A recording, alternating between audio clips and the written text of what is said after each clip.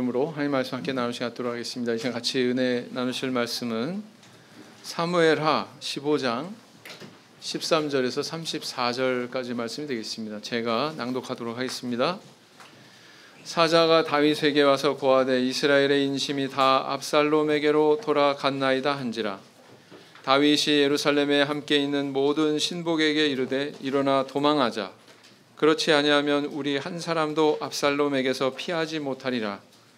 빨리 가자. 두렵건대 저가 우리를 급히 따라와서 해하고 칼로 성을 칠까 하노라. 왕의 신복들이 왕께 고하되 우리 주 왕의 하고자 하시는 대로 우리가 행하리이다 하더라.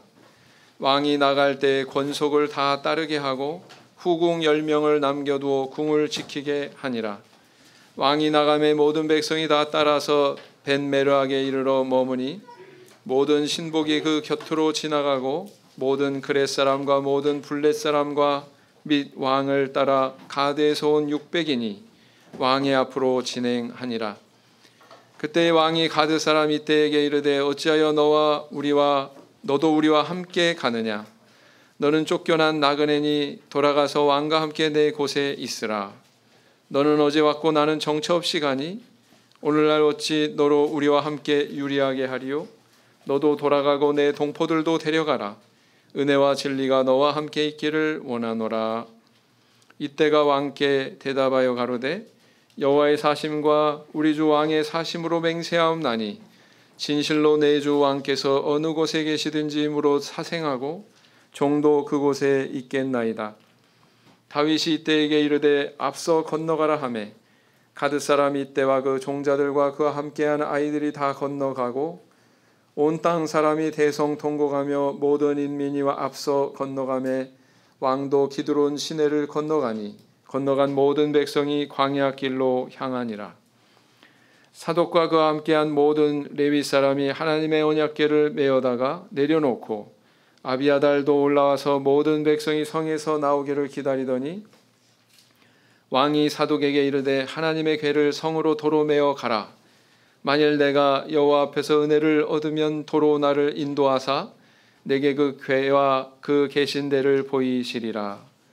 그러나 저와 말씀하시기를 내가 너를 기뻐하지 아니한다 하시면 종이 여기 있사오니 선히 여기시는 대로 내게 행하시옵소서 하리라. 왕이 또 제사장 사독에게 이르되 내가 선견자가 아니냐. 너는 너희의 두 아들 곧 내 아들 아히마아스와 아비아달의 아들 요나단을 데리고 평안히 성으로 돌아가라. 너희에게서 내게 고하는 기별이 올 때까지 내가 광야 나루터에서 기다리리라. 사독과 아비아달이 하나님의 궤를 예루살렘으로 도로 메어다 놓고 거기 유하니라. 다윗이 감람산 길로 올라갈 때에 머리를 가리우고 맨발로 울며 행하고 저와 함께 가는 백성들도 각각 그 머리를 가리우고 울며 올라가니라. 혹이 다윗에게 고하되 압살롬과 함께 모반한 자들 가운데 아히도벨이 있나이다 하니 다윗이 가로되 여호와여 원컨대 아히도벨의 모략을 어리석게 하옵소서 하니라. 다윗이 하나님을 경배하는 마루턱에 이를 때에 아렉 사람 후세가 옷을 찢고 흙을 머리에 무릅쓰고 다윗을 맞으러 온지라. 다윗이 저에게 이르되 내가 만일 나와 함께 나아가면 내게 누를 끼치리라. 그러나 내가 만일 성으로 돌아가서 압살롬에게 말하기를 왕이여 내가 왕의 종이니이다. 이왕에는 왕의 부친의 종이었더니 내가 이제는 왕의 종이니이다 하면 내가 나를 위하여 아히도벨의 모략을 패하게 하리라.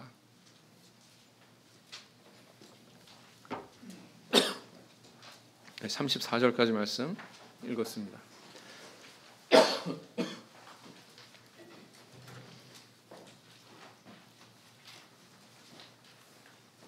아버지가 술 주정뱅이였던 그런 가정이 있었습니다. 밤마다 이렇게 만취된 상태로 돌아와서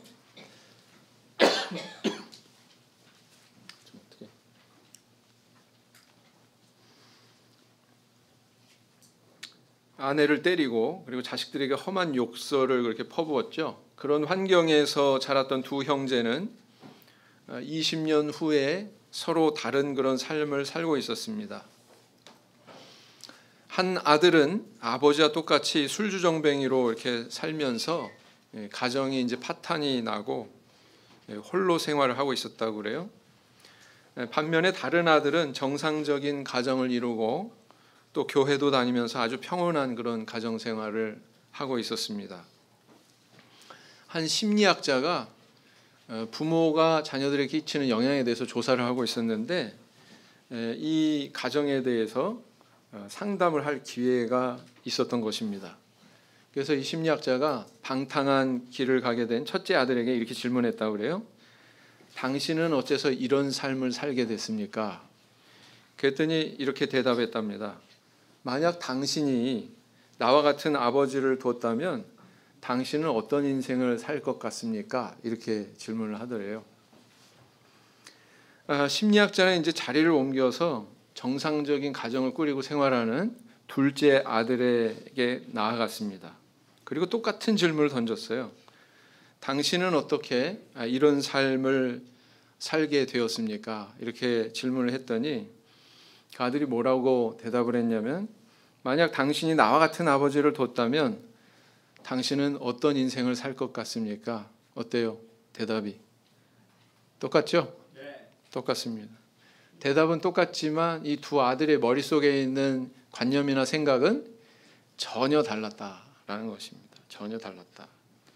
이렇게 두 아들은 한 아버지 밑에서 자라났지만 전혀 다른 이런 인생을 살고 있었다는 것이죠.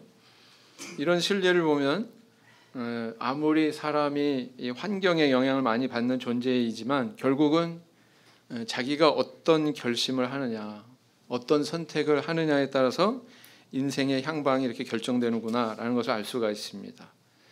따라서 우리가 어떤 인생을 살건 그 책임에 대해서는 무슨 환경 탓하고 조상 탓하고 부모 탓하고 그럴 수 있는 것이 아니고 사실은 나 자신 안에 가장 일차적인 책임이 있다라는 것을 우리는 알아야 된다라는 것이죠.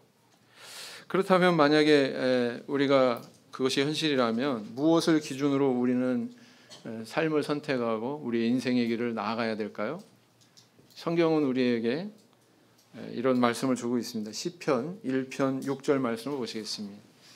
시편 1장 6절 말씀을 보시겠습니다.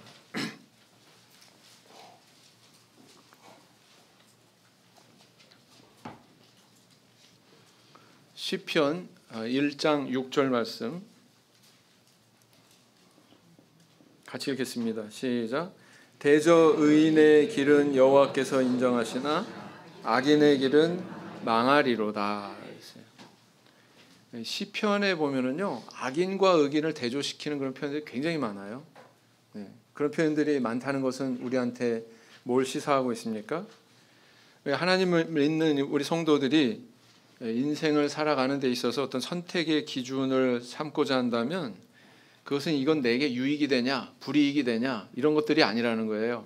그것은 바로 이것이 의로운 길이냐 올바른 길이냐 아니면 불의한 길이냐 잘못된 길이냐 여기에 대한 기준을 가지고 있어야 된다는 걸 우리한테 시사하고 있는 것입니다. 그러니까 시편에 그렇게 많은 내용들이 의인과 악인, 의와 악에 대해서 이렇게 대조시키고 있는 것입니다. 세상은 가끔 악인이 흥하는 것처럼 보일 수 있어도 궁극적으로 의인이 흥한다는 것을 우리는 알고 또 믿어야 됩니다. 그런 믿음이 있을 때 우리는 하나님이 기뻐하시는 그런 인생의 길을 갈 수 있다는 것이죠.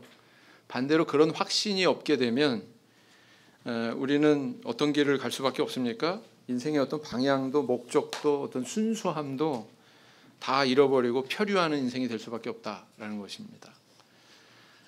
우리는 오늘날 무엇을 확신하고 있고 그래서 우리는 어떤 인생을 살아가고 있습니까?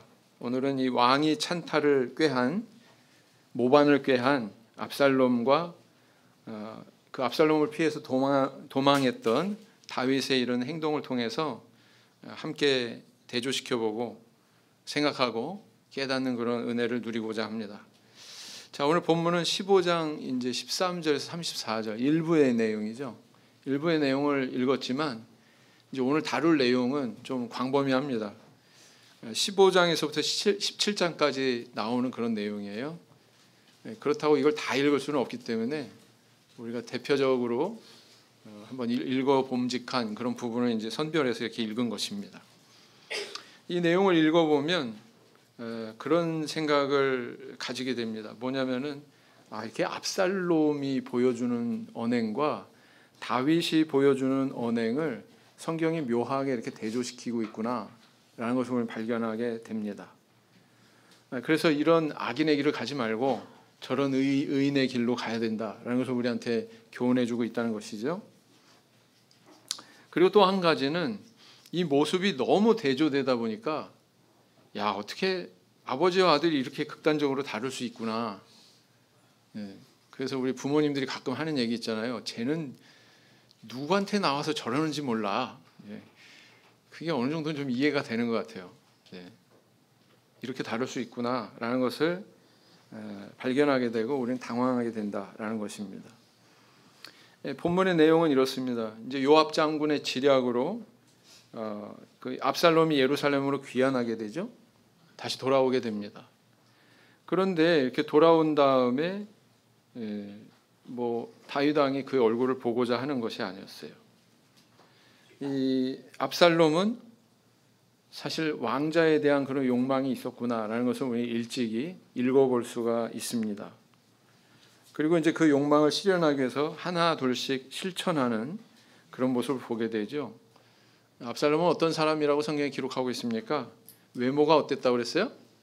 외모가 매우 출중했다, 준수했다. 머리끝에서 발끝까지 흠잡을 데가 없었다. 이스라엘 안에서 그와 같이 아름다운 사람이 없었다. 이렇게 표현을 하고 있습니다. 그 외모 때문에 백성들이 이렇게 칭찬하고 그리고 또 많은 사람들에게 이렇게 호감을 줄 수가 있었습니다. 그러나 그의 영혼은 어땠습니까? 그의 영혼을 제가 뭐라고 표현했었어요? 지난 시간에 프랑켄슈타인 같다. 제가 그랬습니다. 프랑켄슈타인 같다. 정말 괴물 같은 그런 형상을 가지고 있는 게 그의 영혼의 모습이었다라는 것입니다. 그의 마음에 하나님이 없었어요. 오로지 왕이 되겠다고 하는 욕망에 붙들려 사는 모습만 있었습니다. 암논을 죽일 때 왜 왕자들을 다 모아놓고 있습니까? 거기도 의도가 있는 거예요. 뭐예요? 군기 잡는 겁니다. 동생들한테. 야, 나 이렇게 무서운 형이니까 까불지 마라는 거죠. 의도적입니다. 또 자기를 위해서 기념비를 쌓았다고 하는 그런 기록도 있죠. 자기가 무슨 금메달리스트입니까? 올림픽에 출전한? 무슨 기념비 세울 만한 일을 한 게 뭐가 있어요? 다윗 왕은 치적이 많았지만 아버지 다윗 왕은 그런데도 아버지 다윗 왕은 그런 거 안 했잖아요. 근데 아들은 자기 기념비를 세웠대요. 자기 명예에 대한 관심이 얼마나 깊은 사람인지 그 욕망에 사로잡혀 사는 사람인지를 보여주고 있다는 것입니다. 결국은 그 욕망이 크고 너무 커가지고 아버지를 죽여서라도 내가 왕이 되겠다. 이 욕망을 품고 그것을 실행에 옮기고 있지 않습니까? 정말 주도 면밀한 사람이기도 해요. 그래가지고 일시적으로 이렇게 왕자를 차지하게 됩니다.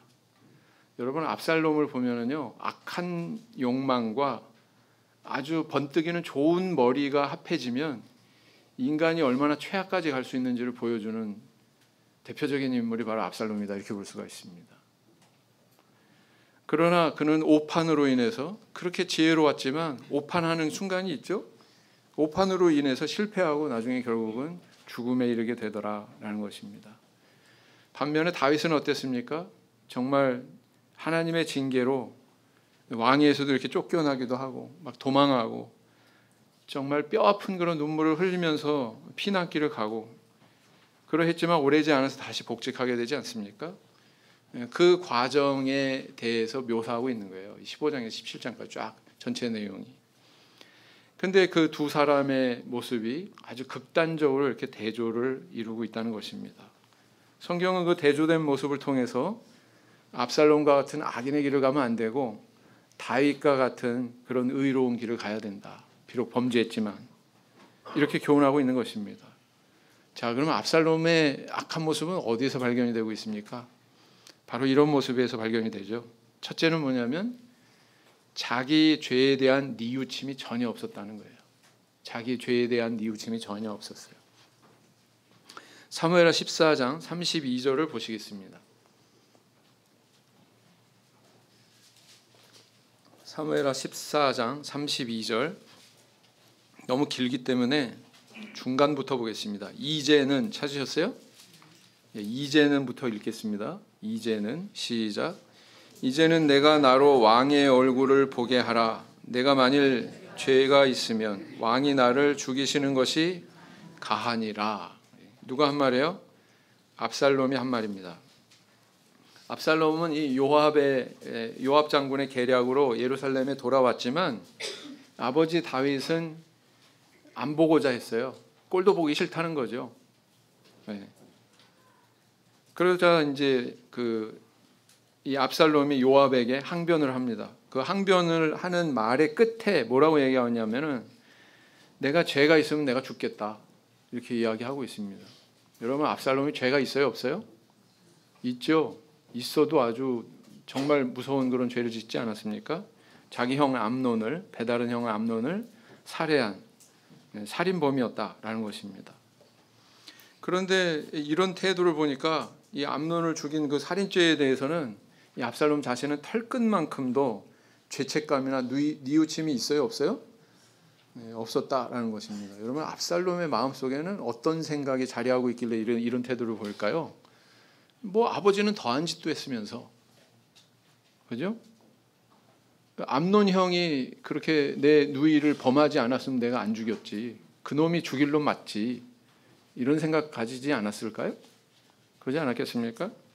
그러니까 남들은 다 중범죄야. 남들은 다 죽일 만한 이유가 있고 다 심각한 죄를 범한 사람들이고, 거기에 비해서 자기는 뭐예요? 자기는 아무 책임이 없다, 나에게는 아무런 잘못이 없다, 이런 생각을 가졌다는 거예요. 그렇게 죄를 지었음에도 불구하고 인정하지 않으니까 뉘우침이 없고, 뉘우침이 없으니까 계속 뭐예요? 남 탓만 하고 있는 거예요. 마음속으로, 저 깊은 데서부터. 네. 그래서 참 악인은 참 이런 모습이구나, 남 탓하기 바쁜 사람이구나, 그래서 자기를 보지 못하는구나 라는 것을 알 수가 있습니다. 여러분, 사람의 눈은 몇 개 달렸어요? 2개 달렸죠. 뒤통수에 눈 있는 사람 보신 적 있습니까? 없죠. 그래서 그런지 사람은 눈앞에 보이는 것만 입으로 말해요. 눈앞에 보이는 것만 취하고 생각하고 판단합니다. 보이지 않는 것은 너무나도 많죠. 그런데 우리에겐 눈만 있는 것이 아니라 귀도 있어요. 하나님께서 우리에게 왜 귀를 둘이나 이렇게 주셨나? 어떤 사람은 그렇게 얘기합니다. 말하는 입은 하나만 주셨는데 그것은 뭐냐? 말하는 것보다 듣기를 더 잘해야 된다. 더 많이 들어야 된다. 하나님께서는 우리에게 2개의 귀를 허락하셔서 남의 말을 듣게 하셨어요. 그러니까 남의 말 많이 들어서 네가 눈으로 볼 수 없는 너 자신의 모습도, 네 뒤통수의 모습도 한번 볼 줄 알아라, 이런 의미 아닐까 싶습니다. 여러분, 계시록에 보면은 내생물이 나오지 않습니까? 4장에 보면 내생물이 나오는데 그 내생물의 특징이 있어요. 온몸에 눈이 있어요. 눈이 얼굴에도 있고 몸에도 있고 가슴에도 있고 팔에도 있고 온몸에 눈이 있습니다. 근데 거기만 있는 게 아니에요. 거기에만 있는 게 아니고 이 몸 안에 내부에도 있습니다. 내부에도 있어요. 그런 그 내생물의 모습을 이렇게 묘사를 하고 있습니다. 이 내생물은 누구를 상징합니까? 궁극적으로 하나님 믿는 성도, 하나님께 부름받은 성도를 상징하거든요. 근데 그 성도가 눈이 엄청나게 많아. 여기도 붙어 있고 저기 붙어 있고, 안에도 붙어 있고 밖에도 붙어 있고, 상하 좌우 뭐 다 붙어 있어요.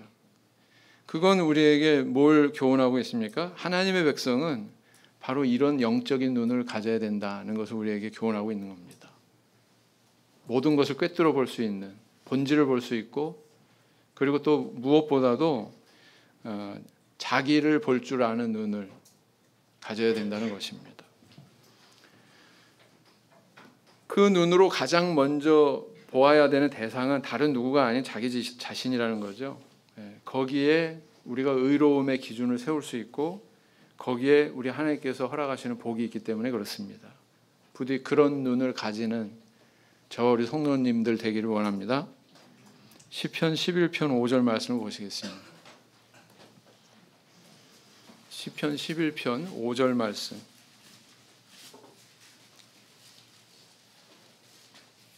시편 11편 5절 말씀을 보시겠습니다. 같이 읽겠습니다. 시작. 여호와는 의인을 감찰하시고 악인과 강포함을 좋아하는 자를 마음에 미워하시는도다. 그랬어요. 자, 두 번째, 이 압살롬의 악한 모습은 어디에서 발견이 되고 있습니까? 자기 욕망을 채우고자 갖은 권모술수를 다 동원했다는 것입니다. 사무엘하 15장 5절에서 6절 말씀으로 가시겠습니다. 사무엘하 15장 5절에서 6절 말씀을 보시면 같이 읽겠습니다. 시작. 사람이 가까이 와서 절하려 하면 압살롬이 손을 펴서 그 사람을 붙들고 입을 맞추니 무릇 이스라엘 무리 중에 왕께 재판을 청하러 오는 자들에게 압살롬의 행함이 이 같아서 이스라엘 사람의 마음을 도적하니라 그랬어요. 여기서 이 마음을 도적했다라는 것은 무슨 의미일까요? 이 압살롬은 왕자를 차지하려고 하는 욕망을 실현하기 위해서 아주 철두철미하게 그렇게 행보를 보입니다. 그것은 뭐였냐면은 백성들의 마음을 사는 것이었어요. 다시 말하면 백성들의 마음을 도적질하는 것이었습니다. 사실은 그 마음은 누구에게 향해야 되는 거예요? 아버지인 다윗에게 향해야 되는 마음인데 그것을 도적질했다 이렇게 표현하고 있습니다. 왕 앞에 재판을 받으러 나온 그런 백성들한테 굉장히 친근함을 표현합니다. 지체놓고 인물도 훤칠한 그런 왕자가 막 가까이 와가지고 적극적으로 막 이렇게 입을 맞추면서 인사를 하는 거예요. 그런 그 호의를 받으니 백성들의 얼마나 심정이 어떻겠습니까? 황송했겠죠. 아유, 저렇게 지체 높으신 분이 나를 이렇게 안아주고 이렇게 입 맞추고 이렇게 인사를 해주다니 나를 알아주시네. 아마 압살롬을 지지하는 마음을 갖는 것이 당연했을 것입니다. 그렇게 4년이 지났을 때 4년 동안에 얼마나 많은 사람들이 오갔을까요? 4년이 지났을 때 압살롬은 헤브론으로 가서 스스로 왕위에 올랐음을 선포하게 됩니다. 15장 10절을 보세요. 이에 압살롬이 정탐을 이스라엘 모든 지파 가운데 두루 보내어 이르기를 너희는 나팔 소리를 듣거든 곧 부르기를 압살롬이 헤브론에서 왕이 되었다 하라 하니라. 그랬어요. 여러분 사실 아직 왕이에요, 아니에요? 아니에요. 그런데 왕으로 세워졌다고 선포하라는 거예요. 사람들을 동원해서 그런 행동을 지금 하고 있는 것입니다. 우리 뭐 대통령 선거 때나 아니면 국회의원 선거 때 자주 보게 되는 그런 분들을 있죠? 네. 도로에 이렇게 운전하고 가다 보면 아니면 이렇게 걸어가다 보면은 누가 있어요? 뭐 노란색 모자 쓰고 노란색 티 입고 또는 뭐 파란색 모자 쓰고 파란색 티 입고 색깔도 또 다양해요. 당마다 표상하는 색깔이 있어가지고 그런 거 입고 쓰고 그러고서 막 율동하면서 선거운동하는 사람들 있어요, 없어요? 있죠. 예. 그런 사람들처럼 이 압살롬은 과거 자신이 입맞춤으로 마음을 샀던 이 백성들을 동원한 것입니다. 그래서 마치 많은 사람이 자신을 왕으로서 이렇게 지지하고 그렇게 옹호하는 것으로 전시 효과를 낸 거죠. 11절을 보시겠습니다. 그때 압살롬에게 청함을 받은 200명이 그 사기를 알지 못하고 아무 뜻 없이 예루살렘에서 저와 함께 갔으며 그랬어요. 여기서 사기를 알지 못했다라는 것은 음모를 알지 못했다 뭐 이런 뜻하고 똑같은 겁니다. 영문도 모른 채 압살롬이 뭐 왕이 됐대 막 사람들이 몰려가면서 막 이렇게 웅성거리고 외치고 그런 무리들 가운데 가담을 하게 된 꼴이다라는 것입니다. 이걸로 보면은 참 압살롬 머리가 좋아요. 참 용의주도하게 왕이 되겠다고 하는 자기 욕망을 실현해 나가는 것을 보게 됩니다. 문제는 어디에 있느냐?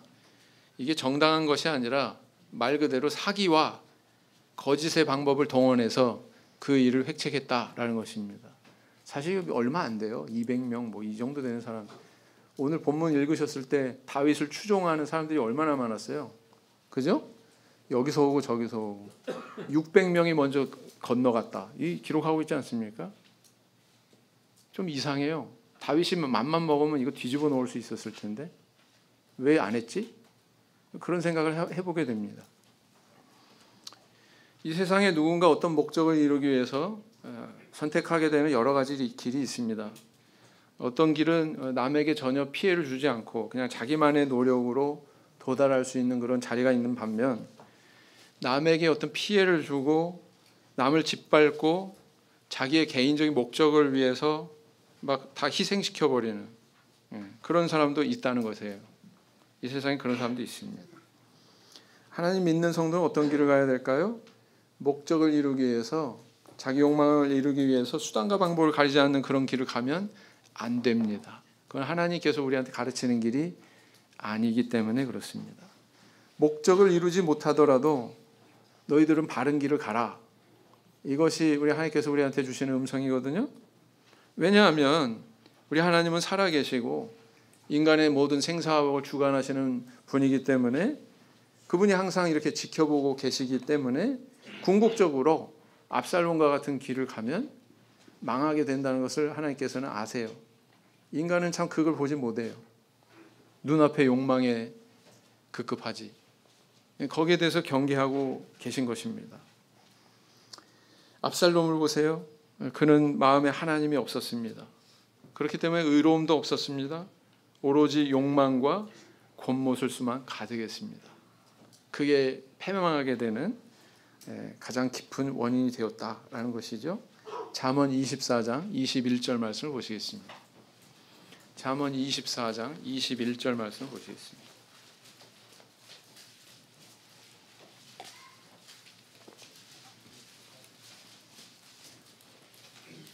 잠언 24장 21절 같이 읽겠습니다. 시작. 내 아들아, 여호와와 왕을 경외하고 반역자로 더불어 사귀지 말라. 세 번째, 압살롬의 그릇된 점은 어디서 또 발견이 되고 있습니까? 가장 큰 범죄라고 볼 수가 있는데, 자기 모순이 되는 그런 범죄를 저질렀다라는 것입니다. 자기 모순이 되는 범죄를 저질렀다. 사무엘하 16장 22절을 보시겠습니다. 16장 22절을 보시면 16장 22절 어떻게 기록하고 있어요? 같이 읽겠습니다. 시작.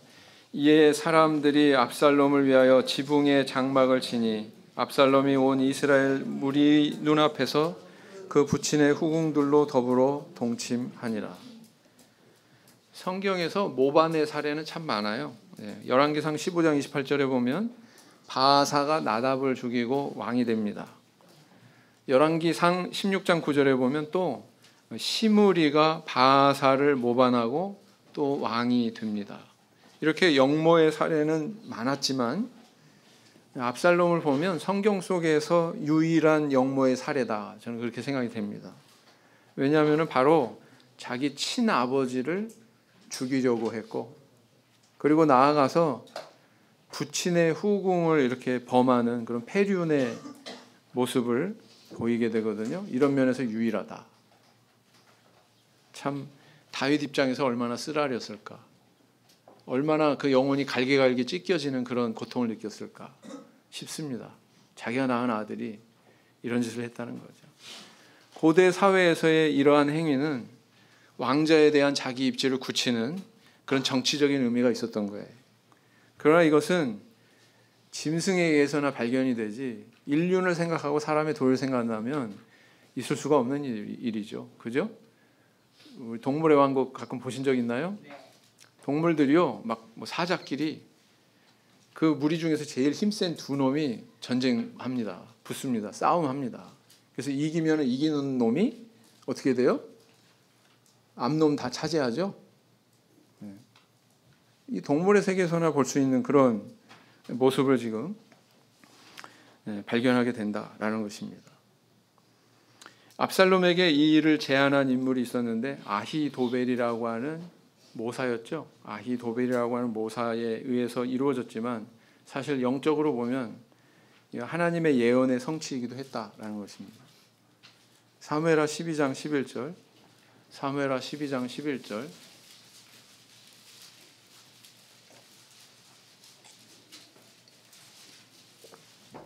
사무엘하 12장 11절 읽겠습니다. 시작. 여호와께서 또 이처럼 이르시기를 내가 내 집에 재화를 일으키고 내가 내 처들을 가져 내 눈앞에서 다른 사람에게 주리니 그 사람이 내 처들로 더불어 백주에 동침하리라. 그랬죠? 이 예언의 성취예요. 예언대로 됐어요. 자, 그런데 중요한 포인트는 어디에 있냐면은 압살롬이 이 행위를 통해서 나타낸 위치입니다. 아주 자기 모순에 지금 빠져 있죠. 압살롬이 암논을 살해한 이유가 뭐였습니까? 누이 다말을 범했기 때문에. 저 살려두면 안 될 죄다. 어떻게 감히. 그래서 살해하지 않았습니까? 그런데 자기가 형을 죽일 만큼 증오했던 그 범죄를 지금 자기 자신은 아무렇지도 않게 행하고 있어요. 지독한 자기 모순이죠. 흔히 내로남불 무슨 뜻이에요? 내로남불. 내가 하면 로맨스고 남이 하면 불륜이다. 그런 말이 있지 않습니까? 딱 그 모습이에요. 아주 지독한 자기 모순적인 가치관과 인생관을 가지고 있는 사람이다라는 것을 알 수가 있습니다. 압살롬은 이처럼 남의 죄에 대해서는 잔혹히 보복하고 자기의 악에 대해서는 아무런 가책도 없는 돌아볼 줄 모르는 그런 괴물 같은 영혼이었기 때문에 결국 하나님께서는 그를 폐위시키고 왕이 되지 못하게 하신 거예요. 시편 5편 5절 말씀을 보시겠습니다. 시편 5편 5절 말씀을 보시겠습니다. 같이 읽겠습니다. 시작. 오만한 자가 주의 목전에 서지 못하리이다. 주는 모든 행악자를 미워하시며 그랬어요. 이 압살롬의 이러한 악한 모습과는 대조되게 다윗은 비록 그는 범죄했지만 인생 최대의 위기 속에서도 하나님 앞에 믿음을 나타내고 어떤 길을 가야 되는지를 보여주고 있습니다. 그의 신앙은 어떤 곳에서 발견되고 있죠? 바로 이런 곳에서 발견이 되고 있습니다. 첫째는 뭐냐면 기도로 하나님의 도우심을 구했다는 것입니다. 사무엘하 15장 31절, 오늘 읽으신 말씀 중에 31절. 혹이 다윗에게 고하되 압살롬과 함께 모반한 자들 가운데 아히도벨이 있나이다 하니 다윗이 가로되 여호와여 원컨대 아히도벨의 모략을 어리석게 하옵소서 하니라. 옆에서 보고를 하고 정보를 제공하고, 그런데 그 상황에서 다윗이 뭐하고 있어요? 그 이야기를 듣고 뭐하고 있습니까? 기도하고 있어요. 기도하고 있어요. 압살롬이 자기 죽이겠다고 추격하고 있고 후궁들을 백주대낮에 겁간당했다는 뉴스 들려오고 막 아마도 그 영혼이 정말 갈기갈기 찢기는 고통을 느끼는 그 순간에도 다윗은 정신 차리고 뭐하고 있었던 거예요? 기도했다는 것입니다. 기도. 그런데 그 기도를 마치니까 하나님께서 응답하는 것처럼 마치 우리가 최여의 모친 세례받게 해주세요 막 기도하니까 뭐예요? 피 섞인 음식물이 막 토해지게 만드셨잖아요. 아마 그 사건 없었으면 큰형이 허락하지 않았을 거예요. 그래 세례 드려라 이 말 하지 않았을 겁니다. 그러면 우리 못했어요. 타이밍도 절묘하게 그 일을 주셨기 때문에 이게 가능했거든요. 마치 그런 것처럼 다윗이 이렇게 기도하고 나니까 그의 눈앞에 나타난 사람이 있었어요. 아히도벨이라고 하는 모사에 맞설 수 있는, 다윗 편에 설 수 있는 지략가 모사를 나타나게 해주시죠. 그가 바로 누구였냐면 후세였습니다. 후세. 네. 17장 14절을 보시면 사무엘하 17장 14절, 사무엘하 17장 14절 같이 읽겠습니다. 시작. 압살롬과 온 이스라엘 사람들이 이르되 아렉 사람 후세의 모략은 아히도벨의 모략보다 낫다 하니 이는 여호와께서 압살롬에게 화를 내리려 하사 아히도벨의 좋은 모략을 파하기로 작정하셨음이더라 그랬어요. 후세가 가장하고 압살롬 밑으로 들어갑니다. 모사가 몇이 됐어요? 둘이 됐어요. 아히도벨 있죠. 후세가 있죠. 근데 이게 화근이었습니다. 압살롬 입장에서는. 아히도벨이 사실은 좋은, 압살롬에게 유리한 그런 모사를 제시했는데, 사실은 다윗의 편에 섰던 후세는 압살롬한테 반대되는 그런 제안을 하죠. 근데 압살롬이 여기서 오판을 합니다. 아히도벨의 모사를 따르는 게 아니라 후세의 모사를 따르게 되는 거죠. 이게 바로 결정적으로 압살롬이 이제 물러나게 되는 그런 계기가 되었다라는 것입니다. 자, 이처럼 다윗은 절망적인 상황에서도 기도했고 하나님께서 그 기도에 응답하셨고, 그래서 후세를 보내셨고, 후세가 압살롬 밑에서 상황을 반전시키는 결정적인 역할을 하게 되는 것을 보게 됩니다. 여러분, 처음 출발점이 뭐였어요? 기도였어요. 기도. 그렇지 않습니까? 우리 성도님들 아무리 절망적인 인생의 어떤 상황을 맞이하더라도 그 순간에 기도하셔야 돼요. 그게 어떻게 영향을 미칠지 몰라요. 하나님께서 어떻게 길을 여실지 모릅니다. 그렇기 때문에 반드시 기도부터 하셔야 됩니다. 부디 이런 다윗의 기도가 우리 성도님들의 기도가 되시길 원합니다. 그 다음에 두 번째는 뭐냐면 언약궤를 본래의 장소로 돌려보냈습니다. 다윗은 언약궤를 움켜쥐지 않았어요. 원래의 장소로 돌려보냈습니다. 15장 25절을 보시겠습니다. 15장 25절. 왕이 사독에게 이르되 하나님의 궤를 성으로 도로 메어 가라. 만일 내가 여호와 앞에서 은혜를 얻으면 도로 나를 인도하사 내게 그 궤와 그 계신 데를 보이시리라. 이 말은 뭐예요? 나를 다시 복직시키시리라, 이 말이죠. 압살롬은 마음을 도적질하는 것으로 사람들의 지지를 얻었어요. 그리고 이 사람이 또 한 일이 뭐냐면은 헤브론에서 하나님 앞에 제사를 드립니다. 여러분, 제사를 왜 드릴까요? 압살롬이 제사할 자격도 없지. 그런데 하나님 앞에 제사를 드리는 행위를 보입니다. 왜 이 제사를 드리고자 했냐면 자신이 왕이 된 것은 백성들의 지지를 얻을 뿐만 아니라 하나님께서도 나를 지지하셔, 하나님께서도 나를 인정하셔 라는 것을 백성들한테 보여주고 싶었기 때문에 그런 거예요. 네. 그런 목적이 적중했는지 운집한 이 반역의 무리가 점점 커졌어요. 압살롬에게 돌아오는 백성이 많아졌다고 성경은 그렇게 기록하고 있습니다. 12절을 보세요. 15장 12절. 제사 드릴 때에 압살롬이 사람을 보내어 다윗의 모사 길로 사람 아히도벨을 그 성읍 길로에서 청하여 온지라. 반역하는 일이 커가매. 어떻게 됐다고요? 반역하는 일이 커가매. 압살롬에게로 돌아오는 백성이 어떻게 됐다고요? 많아지니라 그랬어요. 이 제사 지내는 게 효과가 있었네. 네. 압살롬의 이런 모습과는 달리 다윗은 어땠어요? 사독 제사장이 언약궤를 막 얼마나 무거워요. 그걸 그냥 불편함에도 불구하고 그걸 끌고서 누구 앞으로 온 거예요? 지금 다윗 앞에 온 거예요. 이게 왜 이런 행위를 하고 있을까요? 그런데 다윗은 그것을 다시 돌려보냅니다. 언약궤를 소유하는 것은 어떤 의미가 있습니까? 마치 조선시대에 상감마마님의 인장이 있죠. 그걸 우리는 옥새라고 그래요. 쇠가 아닙니다. 사이. 저도 이게 잘못 알았었는데 새. 하늘 날아가는 새랑 똑같은 그 표기로 옥새예요. 옥새. 네. 옥새와 같은 그런 물건이 있다면은 이스라엘 사람들에게는 바로 그게 바로 뭐였느냐? 언약궤와 같다. 언약궤가 있었다. 이렇게 볼 수가 있습니다. 옥새가 누구 손에 있느냐가 조선 왕위가 누구에 있느냐는 것을 대변하듯이 언약궤가 누구의 곁에 있느냐는 왕권이 누구에게 있느냐를 대변하는 그런 상징과도 같은 물건이 바로 언약궤였다는 거예요. 만약에 이 언약궤를 소유하고 있다면 다윗 입장에서는 백성들 앞에서 유리했습니다.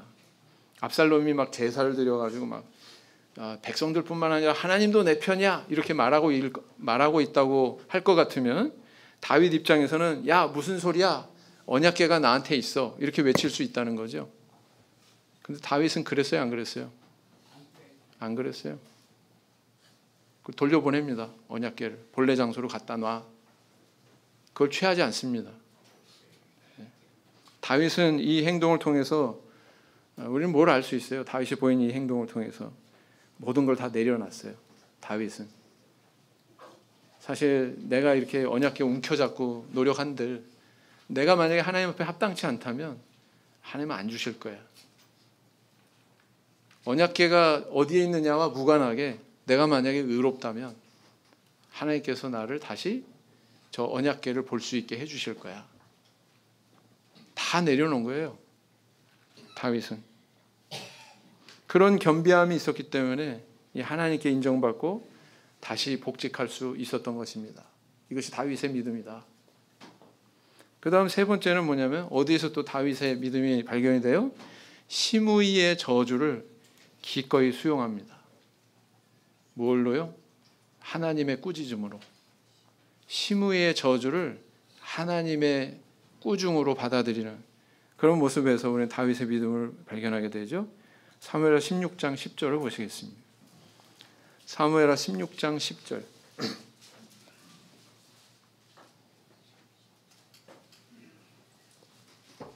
사무엘하 16장 10절 또 읽겠습니다. 시작. 왕이 가로되 수르야의 아들들아 내가 너희와 무슨 상관이 있느냐? 저가 저주하는 것은 여호와께서 저에게 다윗을 저주하라 하심이니 내가 어찌 그리하였느냐 할 자가 누구겠느냐 하고 그랬어요. 피난길에 다윗이 이제 막 눈물을 흘리면서 피난하는 그런 가운데 게라의 아들 시므이라고 하는 자가 나타났습니다. 사울 집안의 사람입니다. 그가 다윗 왕을 향해서 저주를 해요. 그 피난길을 가고 있는 다윗을 향해서 피를 흘린 자여 비루한 자여 가거라 가거라. 이에 대해서 다윗은 아무런 분노도 복수도 취하지 않습니다. 아비새가 옆에서 있다가 보다 못해가지고 제가 가서 죽여버릴까요? 가만둬라. 이게 다윗의 모습이었다는 거예요. 그것을 묵묵히 그냥 받아들입니다. 왜 그런 태도를 보였어요? 하나님께서 시므이를 통해서 나를 저주하라고, 나를 이렇게 꾸짖으라고 그렇게 보내셨을지 누가 아냐? 하나님께서 하시는 일인 것 같으니 그냥 둬라. 이렇게 이야기했다는 것입니다. 우리 성도님들 다윗이 겸손을 나타낸 그런 순간들을 많이 알고 계시죠? 정말 겸손의 순간을 어디에서 발견을 하고 계셔요? 언제가 겸손했다라고 이렇게 생각을 하십니까? 나단 선지자가 와서 범죄한 다윗한테 당신이 바로 그런 범죄를 한 사람이라고. 사울왕 같았으면 어땠다고요? 칼을 썩 그냥 빼들어가지고 그냥 휘둘렀겠죠? 일개 선지자 죽이는 건 일도 아니잖아요. 제사장도 죽였었는데. 다윗은 그렇지 않았다는 거예요. 내가 여호와 앞에 범죄했습니다. 이렇게 고백하지 않습니까? 그것도 참 겸손한 거예요. 겸손하지 않다면 그런 모습 보일 수가 없죠.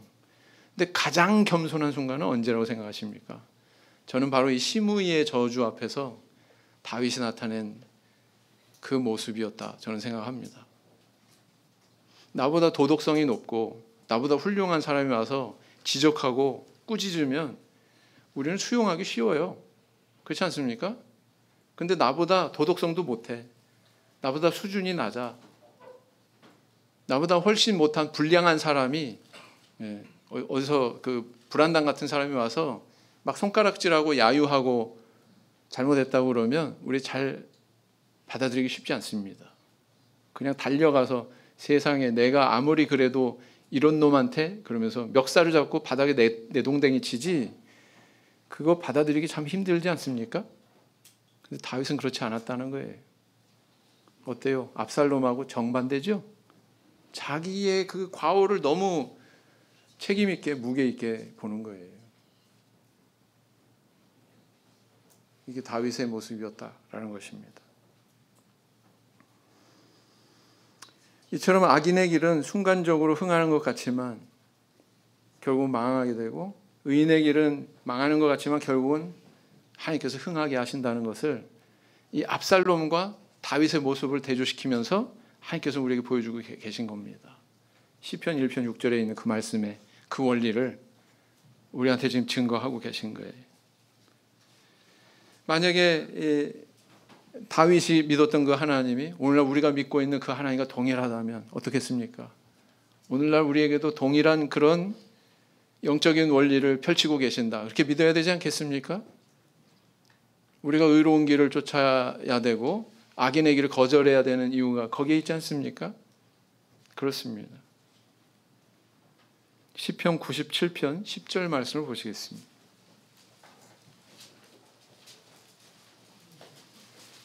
시편 97편 10절 말씀.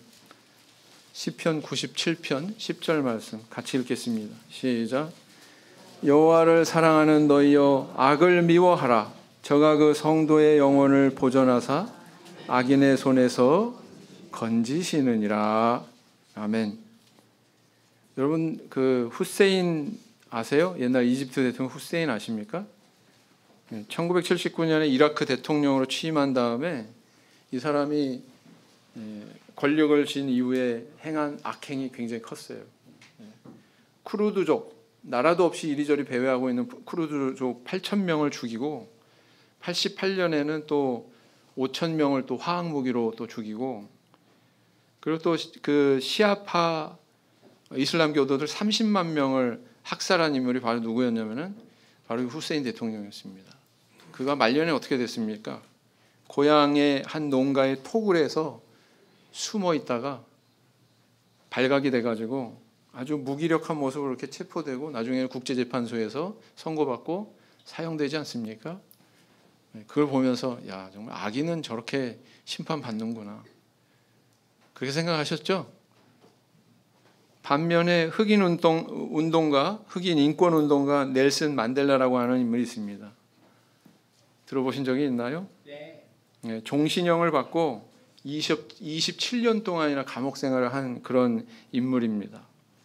그런데 그가 풀려나가지고 놀랍게도 1993년에 노벨 평화상을 받습니다. 그 감옥에 있는 동안에도 흑인 인권을 위해서 그렇게 노력하고 선한 의지를 가지고 그렇게 땀 흘렸기 때문에 거기에 대한 노고를 치하해서 노벨 평화상을 주게 되죠. 그리고 드디어 1994년 남아프리카 공화국 최초의 흑인 대통령으로 우뚝 서게 됩니다. 참 대단하죠, 이 사람도. 네. 여러분 세상에도 이렇게 가만 보면 저런 사람들 속에도 우리 하나님께서 공의로 역사하시는구나, 그런 걸 느낄 때가 많습니다. 네. 이렇게 죽이는 자와 살리는 자의 최후가 이렇게 다르구나, 악인의 길과 의인의 길이 이렇게 다르구나 라는 것을 우리는 발견하게 되죠. 하나님은 살아계십니다. 하나님의 공의도 따라서 우리 안에 살아 있습니다. 부디 악인의 길을 떠나서 의인의 길을 선택하고 걸어가시는 저 우리 성도님들 다 되시기를 예수님 이름으로 기원드립니다. 묵상 기도하시겠습니다.